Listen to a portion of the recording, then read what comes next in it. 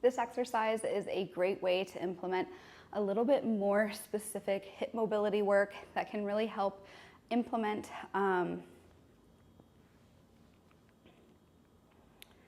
this exercise is one of my favorites to add to my clients' programming for kind of getting some active integration into their hip flexibility work. So this is really going to help build some strength and some awareness in hip rotation specifically. So you're going to lay on your side. The bottom leg is going to be the leg that's doing the movement.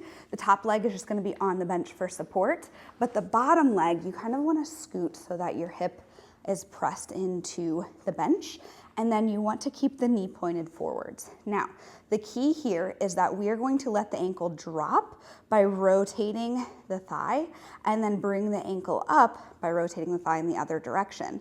So we're just exploring the rotation movement like so, where we are squeezing and fighting for a little bit more at each position. So I'm thinking about trying to get my ankle to rotate down a little bit without losing the position. So I don't want a lot of movement of my leg up and down. I want the knee staying where it is and everything rotating around it. And the other thing to pay attention to is your pelvis. So for a lot of clients, I will have them put their hand right on the top of their pelvis so they can feel when they're trying to compensate. And we will just rep these out. Sometimes we'll progress with an ankle weight or some added time in the end ranges of motion.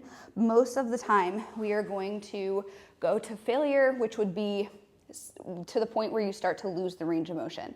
So the key with this is really making sure that you are isolating the rotation, the knee is not moving all over the place, and we are not having our low backs or our pelvis move around a lot. Also, that way you're really targeting the hip muscles so that you can actually work on integrating some of the hip flexibility that you're working on in other parts of your program.